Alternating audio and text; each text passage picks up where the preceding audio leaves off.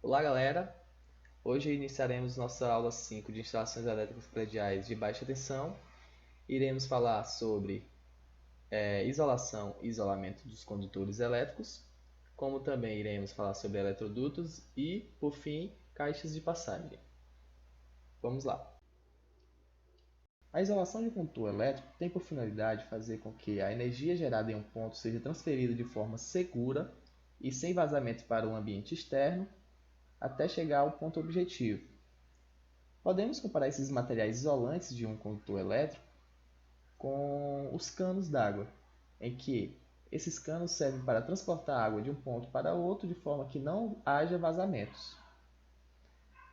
Esses materiais isolantes eles servem tanto para confinar a energia nesses condutores elétricos, como também para proteger de choques elétricos e também protege contra umidade, corrosão e golpes mecânicos que podem danificar o condutor elétrico, fazendo com que ele seja partido.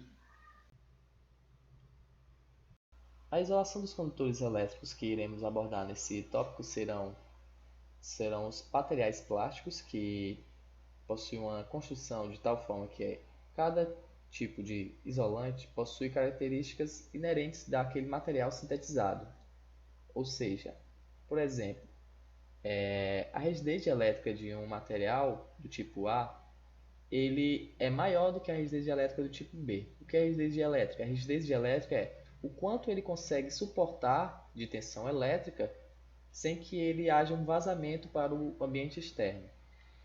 Como também esses materiais são diferenciados através das temperaturas que eles suportam e como eles agem quando são submetidos a altas temperaturas. Por exemplo, os termoplásticos são materiais que eles modificam sua estrutura quando estão submetidos a altas temperaturas, fazendo com que o material isolante seja, por exemplo, transformado em líquido, no estado líquido quando estão submetidos a alta temperatura, enquanto outros são transformados diretamente para o estado sólido, ou seja, são carbonizados, ou até mesmo suportam altas temperaturas.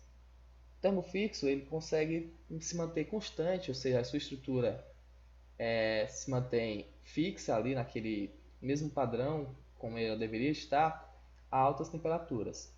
E assim temos alguns materiais que são bastante utilizados em obras de baixa tensão, em que são baseados nos tipos de termoplásticos e termofixo, que são o PVC, o HEPR e o XLPE. O material isolante feito de policloreto de vinila, ou PVC, é um material termoplástico que, como vimos, se deforma a altas temperaturas. Porém, esse possui alta resistência à água, como também componentes químicos como óleo, ácidos e bases. O PVC ele é um material dificilmente inflamável, porém, quando este entra em combustão, possui um efeito negativo de liberar gases nocivos. Já no HEPR e no XLPE, são dois materiais que o HEPR é feito de etileno propileno, enquanto o XLPE é feito de polietileno reticulado, são materiais termofixos. Ou seja, a diferença desses dois materiais, dos últimos materiais para o PVC, é que ele possui uma boa resistência a temperaturas altas. Isso faz com que esses tipos de materiais são utilizados em indústrias com cargas maiores, enquanto o PVC são utilizados em residências. A diferença do XLPE para o HEPR é mais enquanto o HEPR tem uma maior flexibilidade, o XLPE possui alta resistência a choques mecânicos. Ainda sobre o assunto de isolação de um condutor, temos aqui uma tabela que fala sobre a temperatura característica de cada condutor, em que temos o PVC, o EPR e o XLPE. Na temperatura máxima para serviço contínuo, ou seja, a temperatura em que esse condutor pode trabalhar durante toda a sua vida útil, indica que o PVC possui uma temperatura menor de trabalho do que o EPR e o XLPE. Por isso, o EPR e o XLPE são geralmente usados para as indústrias, por carregarem umas cargas maiores de corrente e de energia. Já na temperatura limite de sobrecarga, ou seja, quando tem aquela corrente a mais do que foi projetado pelo eletricista, pelo engenheiro, temos que Esses cabos podem suportar de 100 graus Celsius, como é o caso do PVC, até 130 graus Celsius, que é o EPR e o XLPE. O tempo que elas podem suportar essa sobrecarga é de 100 horas contínuas ou de 500 horas durante toda a sua vida útil.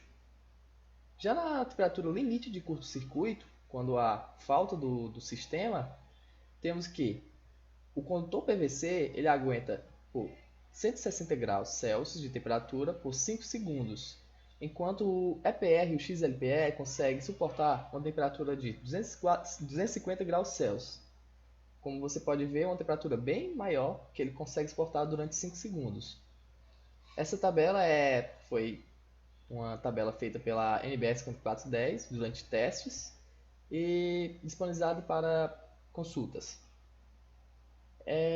Embaixo temos 3 figuras de exemplos de cabos, que a primeira figura mostra um cabo feito apenas com o condutor e com o isolante circundando esse condutor. Na segunda imagem temos o condutor, temos o isolante, denominado como 2, e no 3 temos uma cobertura. Já no terceiro temos já um cabo que é utilizado para uma maior segurança quando suporta maiores tensões elétricas, que tem o condutor, tem o isolante, tem várias blindagens metálicas e não metálicas, como visto no 3, 4, 6 e 7.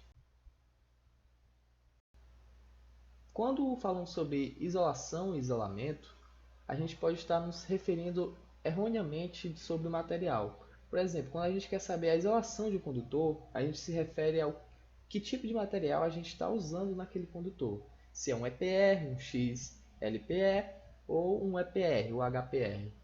Já quando queremos nos referir a características quantitativas como rigidez dielétrica do material, a resistência elétrica que esse material possui ou a resistência térmica, a gente está se referindo a isolamento. Qual é o isolamento desse material?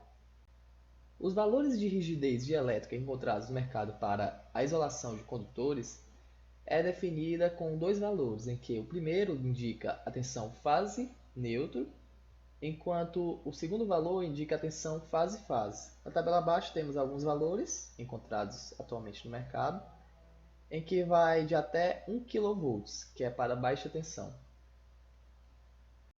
O fabricante do condutor deve fornecer ao consumidor algumas características quantitativas do material. Por exemplo, a temperatura de regime permanente a que aquele material pode chegar e que sem causar danos à isolação, a rigidez dielétrica e a resistência elétrica. Finalizado o assunto sobre materiais isolantes, vamos falar sobre os eletrodutos. Os eletrodutos são canais por onde, ou tubos onde os fios irão passar. E esse tubo ele serve para proteger mecanicamente os cabos, como também evitar a exposição desses condutores de compostos químicos, que podem fazer com que esses condutores sejam danificados através da corrosão, por exemplo. Esses eletrodutos, eles geralmente são instalados nas paredes, lajes, tetos e também encontrados em instalações subterrâneas. Nas imagens a seguir podemos ver tipos de eletrodutos, como é o eletroduto de plástico, flexível e rígido, na primeira e segunda imagem, e temos o eletroduto metálico, rígido, como também temos o flexível, que ainda iremos ver. E aqui temos um exemplo de instalação de eletrodutos, aqui é um subterrâneo. E agora vamos falar especificamente sobre cada um desses tipos de eletrodutos. Os eletrodutos metálicos rígidos são eletrodutos feitos de aço, em que em suas paredes é feita uma aplicação de um esmalte de cor preto ou feita uma galvanização, que nada mais é do que a cobertura desse material com um componente químico como zinco, que impede a corrosão e assim a danificação desses materiais. E geralmente esses materiais eles possuem uma boa resistência mecânica, fazendo com que eles sejam aplicados especialmente em instalações elétricas aparentes ou exteriores. Esses eletrodutos eles podem ser encontrados em diferentes tamanhos de diâmetro, podendo passar mais fios por ele, e também com diferentes espessuras de sua parede, fazendo com que seja um material mais resistente a choques, porém mais pesado, caso a espessura for maior. Esses eletrodutos podem ser encontrados em dois tipos de conexões, que é o roscável e o soldável, como vemos aqui na figura 2. Os eletrodutos de PVC rígido têm aplicação semelhante aos eletrodutos metálicos rígidos, por também possuir uma boa resistência mecânica e, mesmo sendo uma construção diferente, ou seja, feitos de PVC ou policloreto de polivinila, eles também apresentam uma boa resistência à corrosão e também a altas temperaturas. Esses tipos de eletrodutos também podem ser encontrados na forma de conexão roscável, como também soldável, e como podemos ver nas imagens, ele também pode ser encontrado em diferentes tamanhos e diâmetros. E assim chegamos nos eletrodutos flexíveis. O eletroduto metálico flexível é um eletroduto feito com espiras de aço que promovem uma boa flexibilidade e uma boa resistência mecânica. Esses eletrodutos também são usados aplicados em instalações elétricas aparentes e geralmente são usados para conectar fios que serão levados a máquinas que causarão grandes vibrações. Esses eletrodutos eles também são cobertos com um material PVC que promove também uma boa resistência à corrosão e serve como isolante elétrico. Os eletrodutos de PVC flexíveis são eletrodutos que também podem ser chamados de corrugados, são eletrodutos feitos de PVC, que é um material de policloreto polivinila, em que possui uma boa praticidade e resistência a amassamentos, como também possui uma boa flexibilidade, evitando assim o uso de outros eletrodutos para fazer, por exemplo, uma dobra em uma parede. Esses eletrodutos geralmente possuem um preço menor e geralmente são mais utilizados. Vimos que os condutores eles são dimensionados. Nos eletrodutos também temos o mesmo caso, eles devem ser dimensionados de tal forma que, quando forem instalados os fios, os condutores, por dentro dos eletrodutos, eles consigam percorrer o caminho por dentro do eletroduto de forma fácil, ou seja, que não haja obstáculo que faça com que ele fique enganchado em um certo ponto.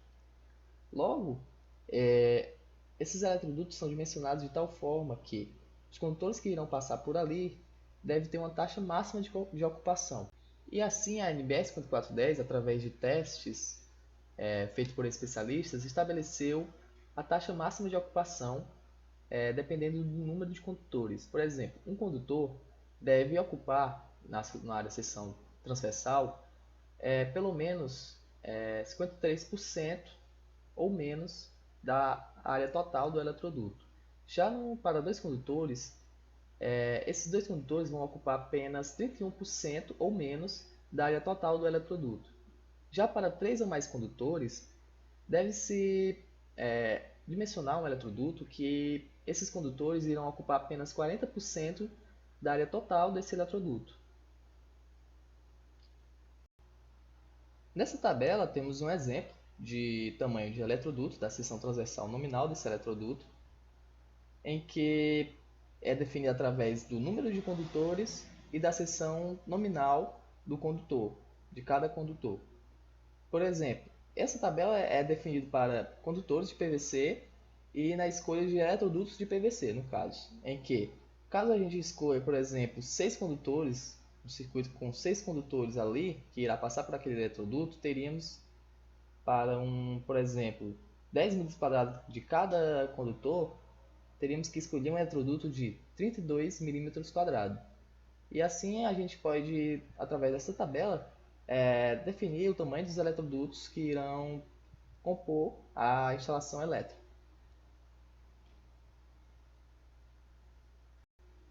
As caixas de derivação são componentes do sistema elétrico que ajudam tanto na parte de segurança como na parte estética de uma instalação elétrica. Podemos perceber que essas caixas de derivação servem para conectar os eletrodutos, como vemos nessas imagens. onde possui aberturas que servem para encaixar os eletrodutos. E assim, nesses eletrodutos são feitas as emendas, pode ser feitas a instalação de interruptores, de tomadas, luminárias, lâmpadas, entre muitos outros tipos de componentes elétricos. Essas caixas de passagem são exclusivas para fazer as emendas dos condutores. Nunca deve ser feita a emenda de condutores em eletrodutos diretamente.